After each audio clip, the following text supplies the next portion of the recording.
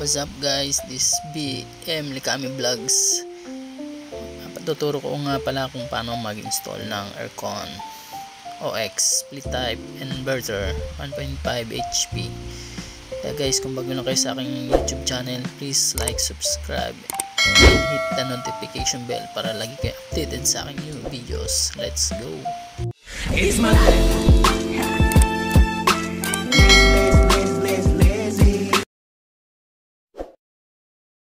Ito na nga guys, dumating ng OX split type inverter. Bali, hindi ko na na-videoan yan guys, na-picturean lang. Kaya yan po ang ating Aircon.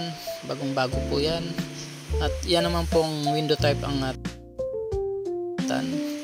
Yan po guys, yan, magbubutas na para sa paglalagyan ng indoor bracket ang ating split type inverter. Sukatan ko na nga rin po yan. Sukatan na nga rin po yan guys para sakto dun sa ating paglalagyan sa ating indoor. Yan, kinabit na ni Renz yung bracket ng indoor. Yan guys, pagkatapos makabit ang indoor bracket, kakabit naman ng ating indoor unit na split type Aircon. Yan naman po guys, pagbubutasan para sa outdoor bracket para maikabit ang ating outdoor unit. Ayun na nga guys, kinabit na namin ang outdoor unit at yung bracket kinabit na, gamit lang yung adjustable wrench. Pwede. Ayun na nga guys, kakabit na yung copper tubing, babalutan po ng pulley tape at rubber insulation.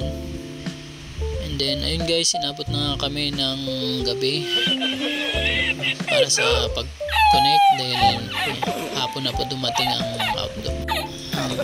ating Aircon unit dumating, kaya inabot na po kami ng gabi.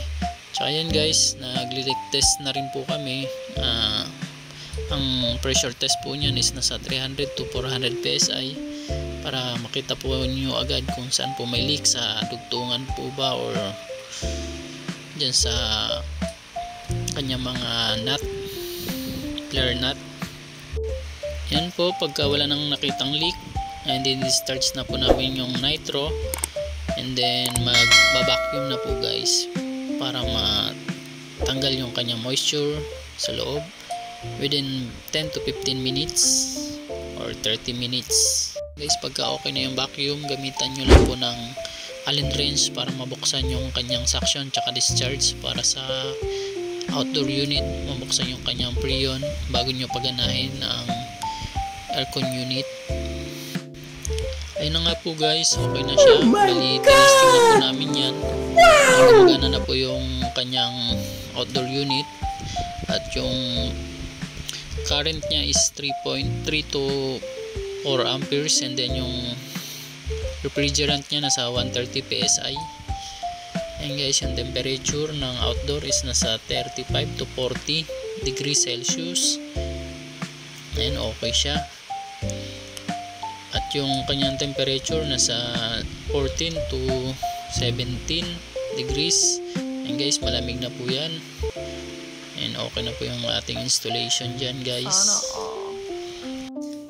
Sa kapatid ko nga pala yan, kaya nakasandot shirt lang po kami dyan. At mainit din po dyan guys.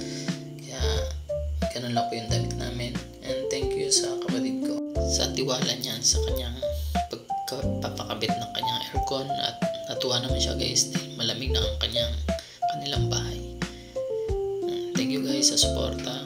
Please like, subscribe, and hit the notification bell para lagi kayo updated sa aking new videos na i-upload. Salamat guys, and God bless. Thank you.